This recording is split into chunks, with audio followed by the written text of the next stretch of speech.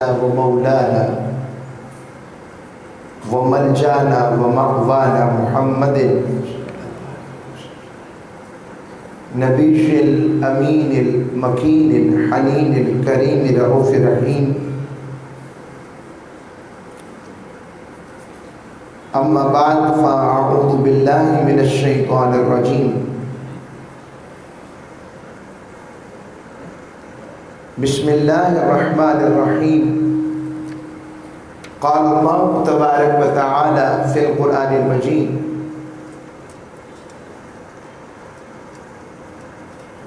وذكرهم بأيام الله. وقال الله تبارك وتعالى في مقام آخر: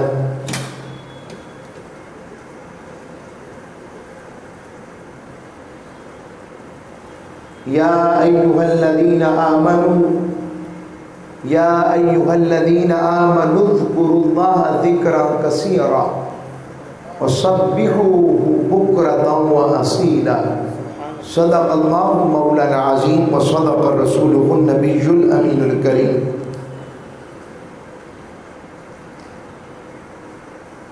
اللہ رب العزت کا جتنا بھی شکر ادا کرے کم ہے. اس مالک کریم، اس مالک عز و جل، اس رب کریم اور رب عز و جل نے، ستار العیوب مالک نے، غفار الذنوب مالک نے اپنے محبوب کریم علیہ السلام کی امت کے حق میں ہونے والی دعاؤں، التجاؤں، صداؤں اور محبوب کے چشمان مقدس سے اپنی امت کی محبت، مغفرت اور بخشش کے لیے بہنے والے قیمتی موتیوں سے بھی بڑھ کر آنسو اس کے صدقے بہانے بخشش کے رکھے ہیں کہ میرے محبوب کی امت لوٹ کر میری طرف آ جائے. اور جنہیں لوٹنا نصیب ہے، پہلی امتوں کو لمبی عمروں کے ساتھ برکات و رحمتیں زیادہ حاصل ہونی ہوتی نظر آتی ہیں. ان کی عبادات جو زیادہ ہوئی تو رب باری تعالیٰ نے اس کے لیے اپنے محبوب کو ایسے رات اور دن عطا کیے کہ امت اگر اس میں اپنے مالک کو صدق کے ساتھ، اخلاص کے ساتھ، پختہ نیت کے ساتھ اپنے مالک کی طرف پلٹے، اپنے مالک کی یاد کو تجدید عہد محبت و ایمان و رحمت کرے، تجدید توبہ کرے، استغفار کرے، گڑ گڑائے، معافی مانگے، غلطیوں کا اعتراف کرے، اپنی کنفیشن کرے اور مالک کریم کی رحمت کا اظہار کرے، اس کی بندگی کی بات کرے، تو اللہ رب العزت ایک ایک رات کو درجوں کے اندر کئی کئی سال سے بڑھ کر ان کے نامہ اعمال میں عبادت کے لیے لکھ دے. مگر اس کے ساتھ ساتھ افسوس اس بات پر ہے، دکھ اس بات کا ہے، آج دور فتن ہو گیا.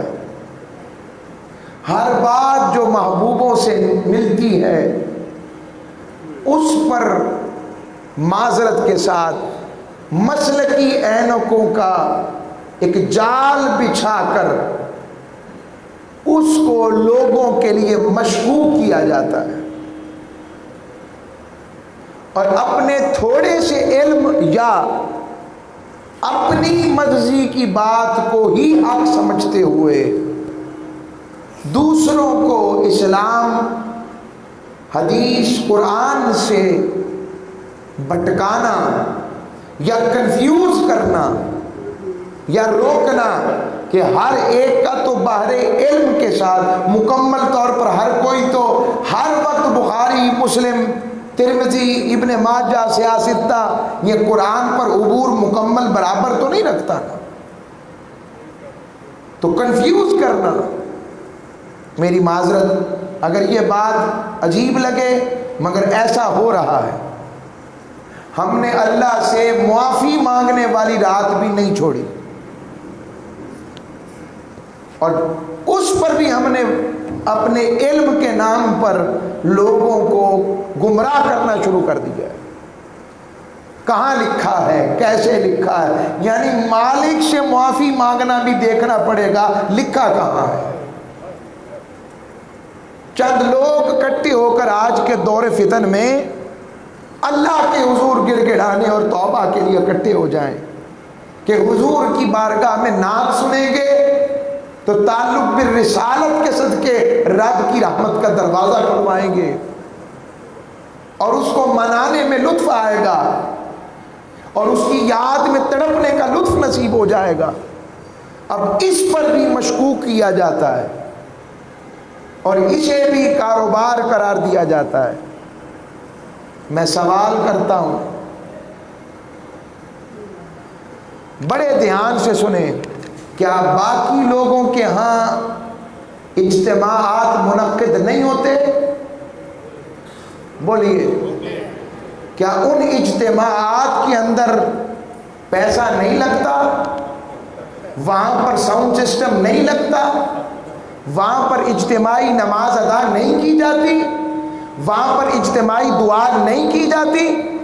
تو وہاں جائز ہے تو یہاں جائز کیوں نہیں ہے؟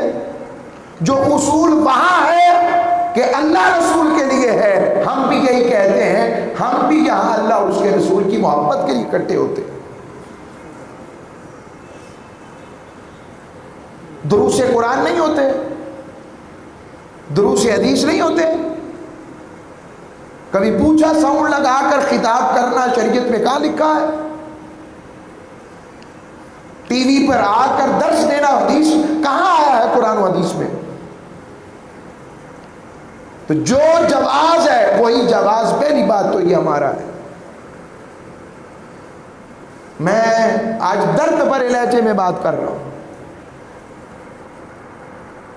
ہم محفل کے لیے اکٹھا کریں کہ ساتھی مل کر محفل کرتے ہیں تو خالی نہ جائے، کوئی گھر سے بھوکا نہیں آتا، یہ کسی کی بھول ہے، سب اپنے گھر میں الحمدللہ روٹی کھاتے ہیں۔ روٹی کے نام پر محفلوں میں کوئی نہیں آتا، میں لکھ کے دیتا ہوں آپ کو۔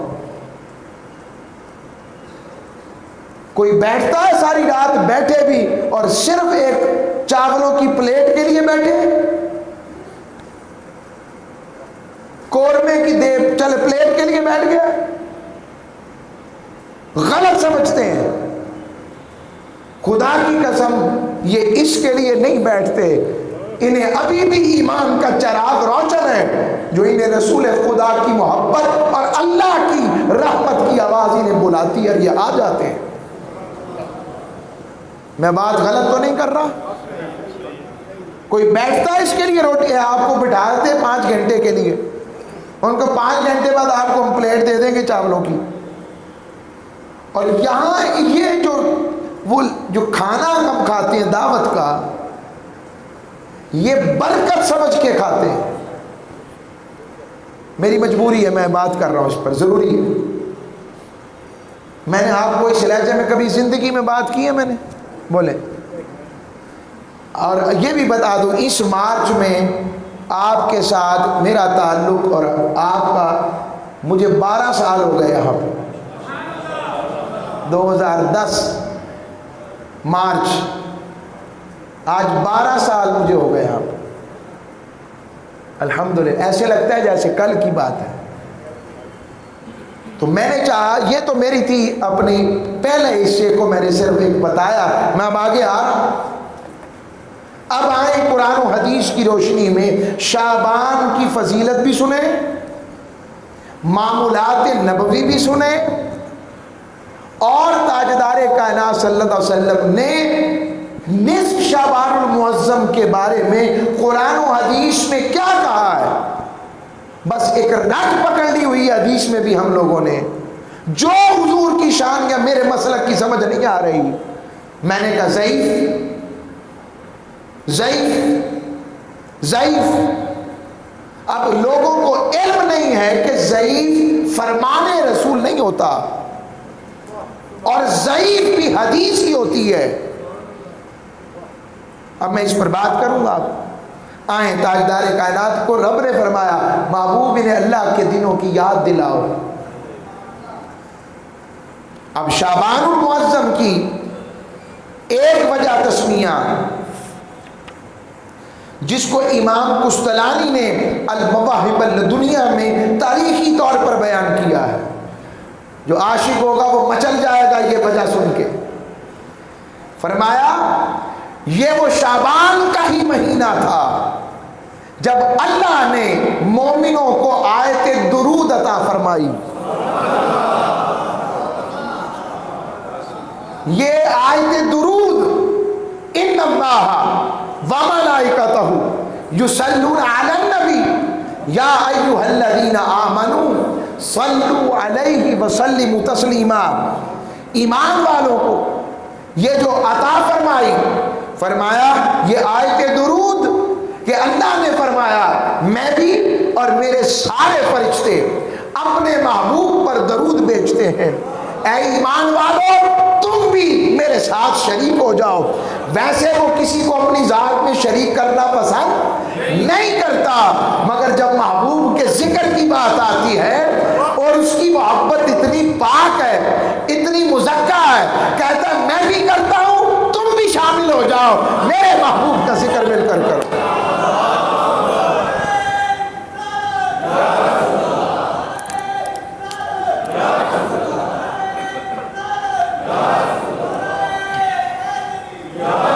عرض کر رہا ہوں اللہ سلامت رکھے، اللہ سلامت۔ تو عرض کر رہا ہوں اللہ آپ کو سلامت رکھے۔ حضور کے سارے غلام زندہ باد، آپ سب آلے آپ زندہ باد۔ ایک وجہ۔ اب دوسرا میں حضور غوث پاک کی بارگاہ میں جا رہا ہوں، وہ کیا فرماتے ہیں شعبان کے بارے میں؟ فرمایا شعبان کی شین میں اللہ نے شرف رکھا ہے، عزتیں۔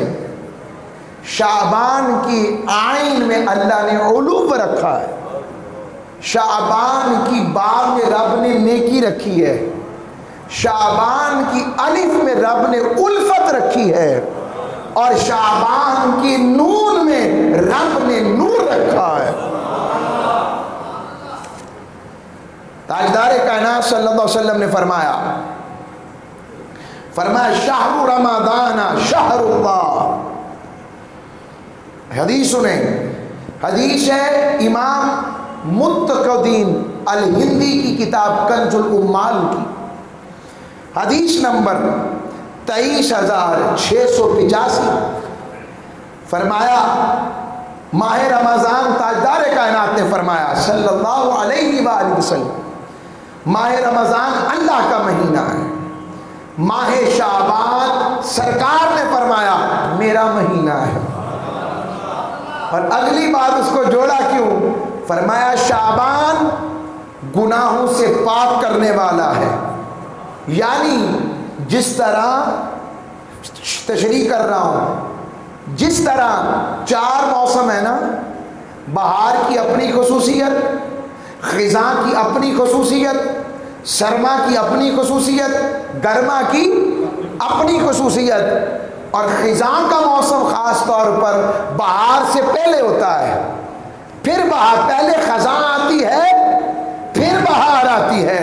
رب نے یہ جو شعبان ہے یہ روحانی طور پر خزاں کا موسم ہے، جس طرح خزاں کے موسم میں جو گندے زہریلے مادے درختوں کے ہوتے ہیں وہ پتوں میں سمٹ کر پیلا رنگ اختیار کر لیتے ہیں اور ہوائیں چلتی ہیں تو پت جھڑ کا موسم ہوتا ہے، اس طرح شعبان وہ موسم ہے جس میں گناہوں کے پتے رب جھاڑتا ہے، اور رمضان آتا ہے تو بہار آ جاتی ہے۔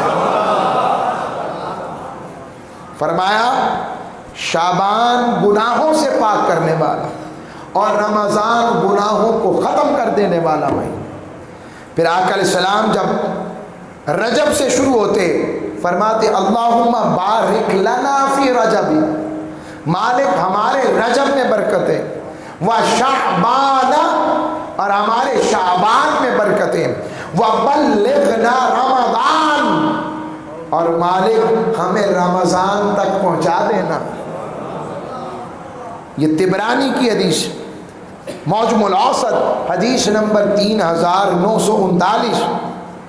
پھر اس پر حضرت ام المومنین سیدہ عائشہ صدیقہ روایت کرتی، بخاری شریف کی روایت اور کتاب الصوم اور باب صوم شعبان اور حدیث نمبر 1869 جو میں عرض کر رہا ہوں، فرماتی ہیں تاجدار کائنات شعبان سے زیادہ کسی اور مہینے میں نفلی روزے نہیں رکھتے تھے۔ آپ شعبان کا ایسا بھی ہوا کہ حضور نے پورا مہینہ روزہ رکھا اور فرمایا کرتے، دوسروں کو کہتے جتنی تم میں طاقت ہو اتنا کرو، اللہ نہیں اکتاتا جب تک تم نہ اکتا جاؤ۔ یہ آقا اسلام کا طریقہ، اور یہی وہ شعبان کا مہینہ ہے جس میں صحابہ نے حضور کو دیکھا مسلسل روزے رکھ رہے ہیں تاجدار کائنات، مسلسل، یعنی نہ افطاری دیکھ رہے ہیں اور نہ ساری دیکھ رہے ہیں، حضور کو مسلسل روزے سے دیکھ رہے ہیں۔ صحابہ نے بھی ایام وصال رکھنا شروع کر دیے۔ جب رکھتے گئے صحابہ کے چہرے پیلے ہو گئے، کمزور ہو گئے۔ سرکار نے پوچھا آپ کو کیا ہوا ہے، یہ کیا ہوا؟ فرمایا یا رسول اللہ صلی اللہ علیہ وسلم ہم بھی آپ کی اتباع میں ہم بھی ایام وصال کے روزے رکھ رہے ہیں۔ تاجدار کائنات نے جملہ ہے عدم مثلیت عطا کیا، فرمایا ایکم مثلی، تم میں میرے جیسا ہے کون؟ حضور نے فرمایا، اور ساتھ ہی فرمایا سنو میرا رب مجھے کھلاتا بھی ہے مجھے پلاتا بھی ہے، اب وہ کیا کھلاتا ہے وہ کیا پلاتا ہے رب جانے اور مصطفیٰ جانے، بس صلی اللہ علیہ وآلہ وسلم۔ آگی بات سمجھ؟ تو اب شعبان میں مسلسل روزے رکھنا کیا پتہ لگ رہا ہے، کوئی خاص بات تو ہے۔ اور یہ بھی روایت میں آتا ہے تاجدار کائنات نے فرمایا میں اس لیے روزے رکھتا ہوں شعبان میں زیادہ کثرت سے کہ رب باری تعالی اس مہینے میں لوگوں کے موت و حیات کے فیصلے لکھ رہا ہوتا ہے۔ میں چاہتا ہوں جب میرا نامہ اعمال رب کی بارگاہ میں پہنچے تو اس حالت میں لکھا جاؤں کہ میں روزے سے تھا۔ یہ تاجدار کائنات صلی اللہ علیہ وسلم نے فرمایا، اور یہ بھی فرمایا شعبان کے روزے رمضان کی تعظیم و تقدیر کے لیے، یہ آقا علیہ السلام نے فرمایا۔ اب آتے ہیں براہ راست نصف شعبان المعظم کی رات کی طرف، میں اسی کی طرف آ رہا ہوں تاکہ یہ جو ہم اس کے لیے 4 نام ہیں اس رات کو کہتے ہیں۔ ایک نام ہے اس کا لیلۃ المبارکہ، برکت والی رات، دوسرا نام ہے لیلۃ البراءہ۔ آج یہ کئی لوگ اسے بارات یا برات بھی میں نے آج سنا ایک جگہ، تو یہ برات ہے، آزادی بھی بیزاری بھی، بندوں کی طرف سے گناہوں سے بیزاری کا اظہار ہے اور اللہ کی طرف سے دوزخ سے آزادی کا اظہار ہے۔ آگے بات سمجھ؟ یہ دونوں معنی اس طرح تطبیق ہو جائے گی اس کی۔ اسے لیلۃ الصدق بھی کہتے ہیں صاد کے ساتھ، وہ رات جس میں رب آرڈر ڈپارٹمنٹ فرشتوں کے ذریعے کھولتا ہے، حالانکہ اللہ کو ایسی باتوں کی ضرورت یہ ہمیں بتانے کے لیے ہے سیدھے ہو جاؤ، ٹھیک ہو جاؤ، دروازہ کھلا ہے آ جاؤ۔ پھر چوتھا نام لیلۃ الرحمہ، رحمت والی رات ہے۔ میں اس میں کچھ لوگ اس طرح بھی گئے ہیں کہ یہ جو سورہ الدخان کی آیت ہے اِنَّا أَنزَلْنَاهُ فِي لَيْلَةٍ مُبَارَكَةٍ إِنَّا كُنَّا مُنزِلِينَ، اس لیلۃ المبارکہ سے مراد اکثریت کی رائے مفسرین کی وہ لیلۃ القدر مگر کئی مفسرین نے اس کا قول لیلۃ نصف شعبان یعنی نصف شعبان المعظم کی رات، عربی میں اسے کیا کہتے ہیں ہم؟ نصف شعبان المعظم. میرے ساتھ ذرا دوہرا لیں، یاد رہے گا. یہ عربی میں کہا شب برات ہے، بتاتے ہیں نصف شعبان المعظم، اور اردو میں ہم اس کا ایک مرکب بنا لیا، فارسی اور عربی کا بر صغیر پاک و ہند میں شب برات. کیا سمجھ لگ گئی بات کی؟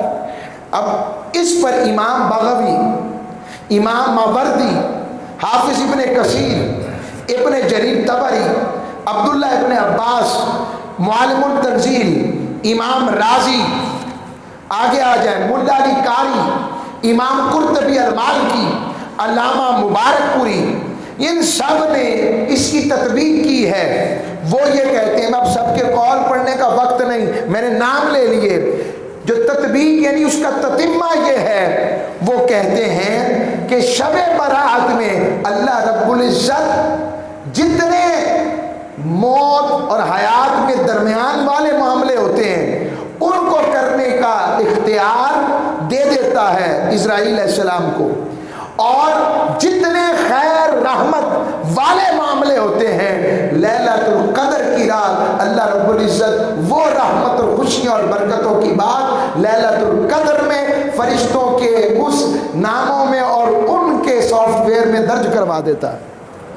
میں مختصراً سی بات آپ کو تطبیق سے جوڑ دیا کہ شب برات میں زندگی موت اور رزق کے فیصلے ہوتے ہیں، اور شب قدر میں ان فیصلوں کے امور ہوتے ہیں جو کہ انسان کے خیر اور برکت سے منسوب ہوتے ہیں. آگے بات سمجھ؟ میں نے اس پر اپنی رائے تطبیق کے ساتھ پیش کر دی اور اس کو میں نے دلیل بنایا ہے محدثین کو. یہ سب جھوٹے ہیں نعوذ باللہ. کیا کہیں گے؟ امام قرطبی کے اوپر کوئی بات کرے گا؟ امام بغوی پر؟ امام طبری پر؟ اختلاف ہونا اور چیز ہوتا ہے، مگر باقی معاملہ. اب حضور غوث پاک کا قول سنیں. آپ فرماتے ہیں جس طرح مسلمانوں کی زمین پر دو عیدیں ہیں، عید الاضحیٰ اور عید الفطر، اس طرح اللہ نے عرشیوں کے لیے فرشتوں کے لیے بھی دو عیدیں رکھی ہیں. ایک شب قدر ہے اور ایک شب برات ہے. اب شب برات کی 5 خصوصیات. پہلا کام، اس شب میں ہر حکمت والے کام کا فیصلہ کر دیا جاتا ہے. دوسرا، اس رات میں عبادت کرنا فضیلت اور کرم والی بات ہے. تیسرا، اس رات باقی راتوں کی نسبت کثرت اور اکثر اللہ کی رحمت کا نزول بڑھ جاتا ہے. چوتھا، اس رات اللہ رب العزت اپنے گناہگار بندوں کو بخشش اور معافی کی خیرات عطا فرماتے ہیں.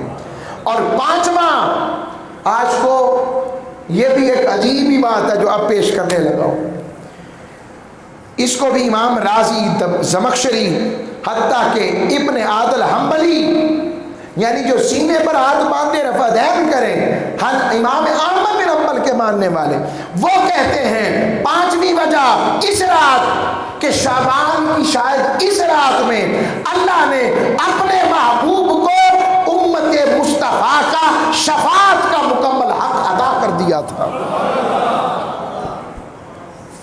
یہ تاجدار کائنات کے صدقے بات عرض کر. اب آؤں تا حضور علیہ السلام کی بات کہ نصف شعبان المعظم حضور کی بارگاہ میں کیسے.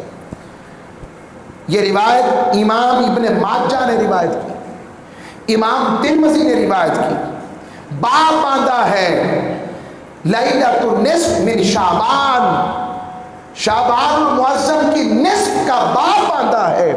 جب محدث کسی حدیث میں باب باندھتا ہے، چیپٹر باندھتا ہے، اس سے اس محدث کا عقیدہ واضح ہوتا ہے کہ وہ بھی شعبان المعظم کی بات اور نصف شعبان المعظم کی رات کے بارے میں عقیدہ کیا رکھتا ہے. اب وقت نہیں ورنہ اس پر ڈیٹیل اگلا تھا پھر آ جائے. عرض کر رہا ہوں، وہ فرماتے ہیں ام المومنین سیدہ عائشہ صدیقہ روایت کرتی ہیں کہ ایک رات خدمت کی ڈیوٹی میری تھی. میرے حجرے میں حضور کا قیام اقدس تھا. اچانک میں سوئی ہوئی تھی, میں نے ایسے دیکھا تو حضور میرے بستر مبارک پر موجود نہیں تھے. فرماتی میرے ذہن میں یہ تھا کہ شاید حضور کسی اور زوجہ کی طرف تشریف لے گئے ہیں. میں آپ کو تلاش کرنے نکل گئی, کدھر گئے ہیں, آئے آئے. تو میں نے دیکھا تاجدار کائنات جنت البقیع میں. آقا علیہ السلام نے اپنا سر اقدس ایسے اٹھایا ہوا ہے. حضور نے جب سیدہ عائشہ صدیقہ کو دیکھا تو فرمایا عائشہ تجھے کس چیز کا ڈر تھا کہ اللہ رب العزت اور اس کا رسول تجھ سے ناانصافی کرے گا. یعنی جو ان کے دل میں بھی بات تھی تاجدار کائنات نے وہ بھی بیان فرما دی. فرمایا ان اللہ عز و جل ینزل لیلۃ النصف من شعبان الى السماء الدنیا الى السماء الدنیا فیغفر للاکثر من عدد شعر غنم قلب. فرمایا اللہ رب العزت 15ویں شعبان کی رات کو اپنی شان کے لائق آسمان دنیا پر نزول فرماتا ہے. بنو کلب کی بھیڑوں کے بالوں کی تعداد سے بھی زیادہ اس رات اللہ لوگوں کی مغفرت اور بخشش فرماتا ہے. یہ آقا علیہ السلام کی حدیث سنا رہا. پھر آگے آئے, امام ابن ماجہ نے بھی روایت کیا اور اس کو امام ترمذی نے بھی روایت کیا اور مسند امام احمد بن حنبل, امام احمد بن حنبل نے بھی روایت کیا. تینوں محدثین کے حوالے دے دیے میں نے. اور ایک اور اس میں مولا علی المرتضیٰ سے مروی حدیث ہے. اس حدیث سے پتہ لگا یہ جو ہم قبرستان جاتے ہیں شب برات میں یہ سنت مصطفیٰ ہے, جانے میں حرج نہیں ہے. باقی غیر شرعی بات جو ہوگی وہ سب جانتے ہیں, پھول جڑیاں, آتش بازی, پٹاخے, لاہور والوں ریکلے, یہ منع ہے.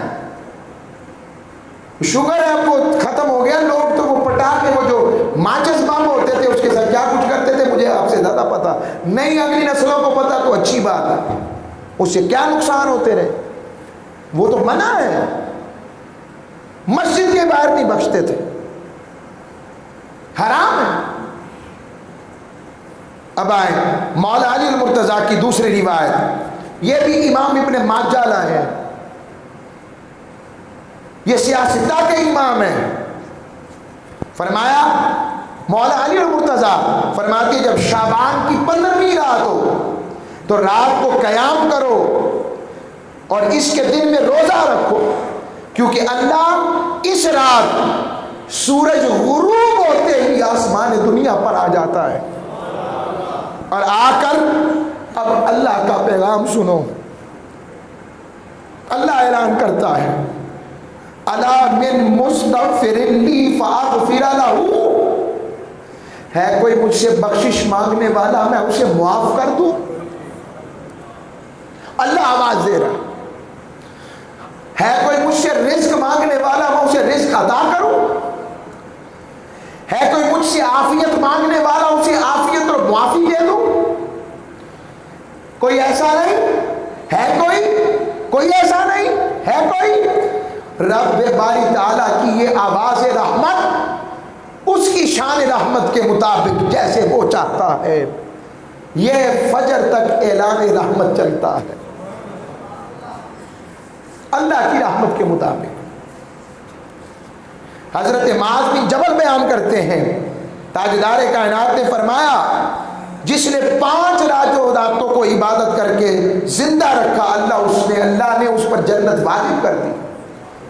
فرمایا 8ویں ذی الحجہ کی رات, 9ویں ذی الحجہ کی رات, پھر فرمایا یعنی عید الاضحیٰ کی چاند رات جسے ہم کہتے ہیں, عید الفطر کی رات اور 15 شعبان کی رات. اس روایت کو امام منذری ترغیب و ترہیب میں لائے ہیں. پھر تاجدار کائنات صلی اللہ علیہ وسلم نے یہ بھی ارشاد فرمایا, اس کو معاذ بن جبل نے روایت کیا رضی اللہ تعالیٰ, کہ اللہ رب العزت نصف شعبان کی رات اپنی تمام مخلوق کی طرف پیار کی نظر سے دیکھتا ہے، سوائے اس کے جو مشرک ہو، کینہ پرور ہو، اللہ اس کو نہیں معاف کرتا۔ آگے آئیں، یہ میں نے آپ کو چند احادیث سنائی ہیں۔ اب شعبان المعظم کی اس روایات میں ایک تسلسل ہے۔ اب حدیثوں میں میں اب صرف صحابی کا نام پڑھوں گا، آپ نے میرے ساتھ دوہرانا ہے۔ پہلی حدیث اسی روایت سے متعلقہ، اس کے راوی حضرت عبداللہ بن عمر ہیں۔ کون؟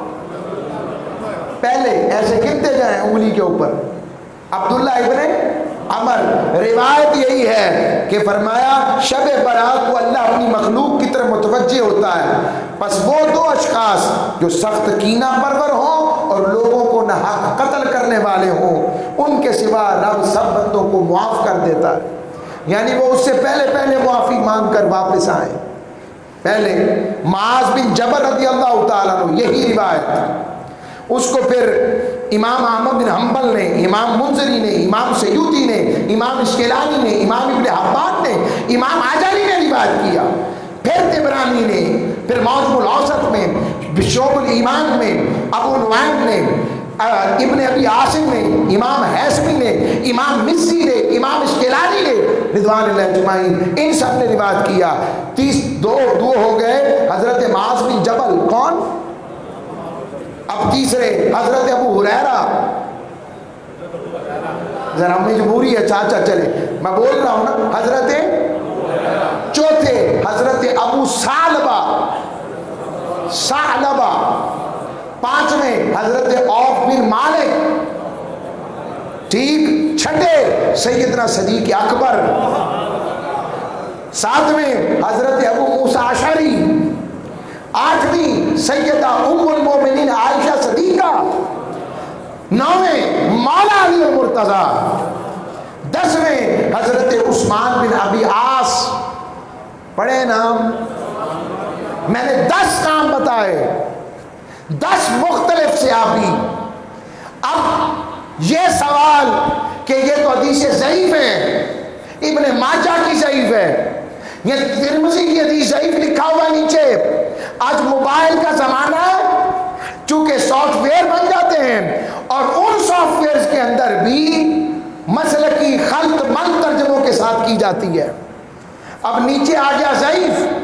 یاد رکھو، آپ بازار جائیں اور بازار میں وہ دکاندار کہے یہ 150 روپے کلو سیب ہے، یہ 200 روپے کلو سیب ہے، اور یہ والا کہتا ہے یہ 70 روپے کلو ہے، تو آپ کیا 70 روپے والے کلو کو سیب نہیں کہیں گے؟ بولے نا بھائی، عمومی آدمی ہوتا ہے 5 فٹ کا کم از کم، چلو تو جو 5 سے 3 فٹ ہو جائے وہ بندہ نہیں۔ حدیث بھی یہی ہے، حدیث صحیح کا مطلب صحیح غلط نہیں ہے، یہ ذہن سے نکال دیں کہ صحیح کا مطلب صحیح غلط والا صحیح ہے۔ یہ اصل میں درجے ہیں حدیث کے، صحیح سے بھی اوپر ایک حدیث کا درجہ ہوتا ہے جسے متواتر کہتے ہیں، پھر صحیح آگے صحیح لذات ہی ہے، پھر صحیح غیری ہے، پھر حسن لذات ہی ہے، پھر حسن غیری ہے، پھر مشہور ہے، پھر عزیز ہے، پھر غریب ہے، پھر معدل ہے، آگے پھر ضعیف ہے، پھر ضعیف کی 13 قسمیں ہیں۔ لوگوں نے عام سمجھ رکھا ہے یہ علم ایسے ہی ہے، یہ 2 جمع 2 کی طرح علم نہیں ہے، یہ سمندر ہے۔ آئمہ اس پر کتنے سال لگاتے ہیں، اسماء و رجال کا علم ہے، صرف ہم اپنی مرضی کے لیے ایسا کر دیں۔ اور یاد رکھیں، فرمان رسول ضعیف نہیں ہوتا، اصل میں چینل جس حدیث جہاں سے آ رہی ہوتی ہے وہ چینل میں کبھی کسی شخص میں کوئی مسئلہ آ جاتا ہے، اس کی وجہ سے اس میں ضعف آتا ہے، مگر ضعیف حدیث بھی فضائل اعمال میں آتی ہے، اسے حدیث میں حدیث کے ٹائٹل سے نکالا نہیں جا سکتا۔ جو حدیث نہیں ہوتی اسے حدیث موضوع کہتے ہیں. کیا کہتے ہیں؟ مجھے افسوس اس بات کا ہے، سودا ہمارا تھا تحقیق کا، تعلیم کا، مقدمہ ہمارا تھا. ہم نے اپنی عوام و اہل سنت کو بالخصوص اور اہل اسلام کو بالعموم ہم نے اسے راگوں میں، علاقوں میں اور قصے کہانیوں کے اندر جھونک کر تحقیق، ترویج اور ان کے عقیدے کی اصل چھین لی کہ لوگ واہ واہ نہیں کریں گے. میری مسجد قدسیہ میں ایسا نہیں ہے. اللہ کا شکر ہے، اللہ نے 12 سال میں ان کا ذوق بہت بڑھ گیا ہے. وقت اگر آج 2-4 منٹ ہو جائے، مجھے یہ بات پوری کرنی ہے. جمعرات کو تو ہوں گے، میں نے کہا یہ بات ہو جائے. ذرا عرض کر رہا ہوں، اب سند ایک چینل پر خبر چڑھی، ٹی وی پر چینل مختلف، رپورٹر مختلف، کیمرہ مین مختلف. یہی حال یہ اس کا سند کا ہوتا ہے. صحابی مختلف، تابعی مختلف، تبع تابعی مختلف. تو 10 چینل بن گئے.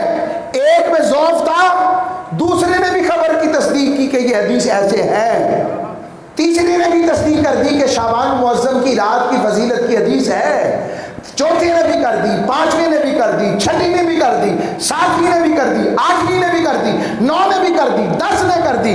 اب 10 صحابہ، 10 مختلف چینل، 10 مختلف تابعی، 10 مختلف تبع تابعی، جب یہ سب اکٹھے ہو گئے ابھی بھی ضعیف رہی ہے.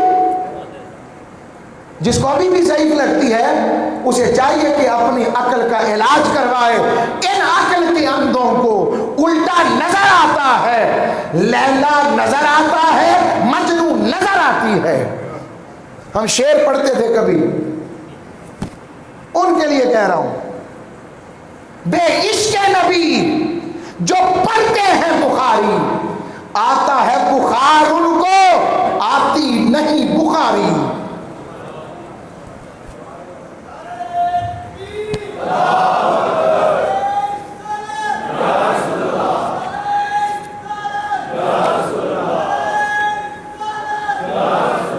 آگے سنیں، اب میں صرف نام پڑھوں گا. مولا علی المرتضیٰ نے صحابہ کے معمولات کیا ہیں؟ مولا علی المرتضیٰ کے معمولات ہیں.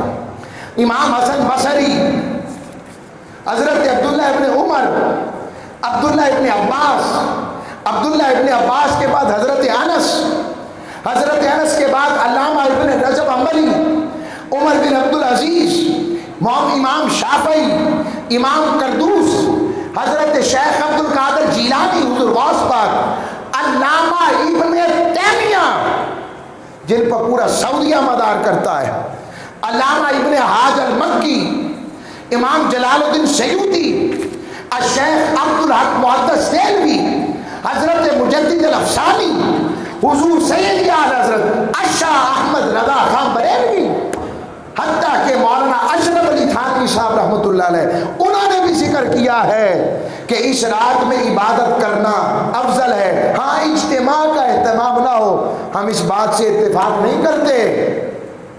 بھئی آج دور فتن ہے، لوگ ساری رات گانوں کے فنکشن میں، تیل مہندیوں کے فنکشن میں، کاروباروں کی فکروں میں، اور حتیٰ کہ مختلف جگہوں پر مذہبی اجتماعات میں، سیاسی اجتماعات میں جمع ہو سکتے ہیں.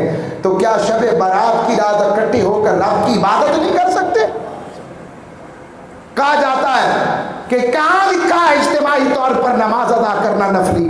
آؤ کہیں آ کر بیٹھو تو صحیح، سیاستہ میں دکھاتا ہوں آپ کو. تاجدار کائنات فرض نماز مسجد نبوی میں پڑھ کر صحابہ کے نیک گھروں کا کیا کہتے ہیں، کھول افتتاح کرنے جاتے، انوویشن کرنے جاتے، افتتاح کرنے جاتے.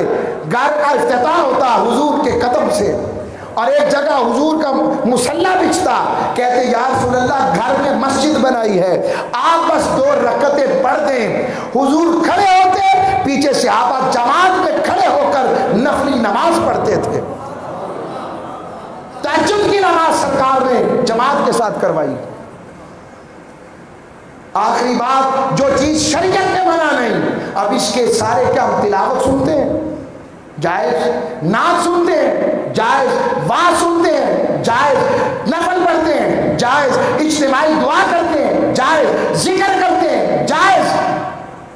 اور آخری جملہ اس پر ختم کرتا ہوں، آج معذرت چاہتا ہوں وقت لے گیا آپ کا، مگر میں نے کبھی اس اسلوب پر بات نہیں کی، مگر اس کا یہ مطلب نہیں کہ ہمیں آتا کچھ نہیں ہے، یہ ہمارا مشرب نہیں ہے، مگر اتنا زیادہ مجھے بتایا گیا اور آیا مواد دیکھتا رہا، میں نے کہا انتہا ہو گئی جاریت۔ ہماری نرمی کا مطلب یہ ہے کہ ہم اپنا دفاع بھی کرنا نہیں جانتے، ایسی بات نہیں ہے۔ جاگو، اپنے اسٹیجوں پر بھی علم والوں کو جگہ دیا کریں۔ بس آخری بات اس پر حدیث پر ختم کر دوں گا، اجتماع کی برکتیں کیا ہیں؟ تاجدار کائنات نے خطاب فرمایا، صحابی بیٹھے تھے رو پڑے، حضور نے فرمایا مدینے کے بڑے بڑے گناہگار کہاں ہیں؟ وہ اس محفل میں آ جاتے، یہ شخص اکیلا نہیں رو رہا، اس کے ساتھ فرشتے بھی رو رہے ہیں اور کہہ رہے مالک جسے رونا نہیں آ رہا، اس رونے والے کے صدقے انہیں معاف کر دے۔ اللہ ہم سب کو عمل وارا رکھے، وما علینا الا البلاغ۔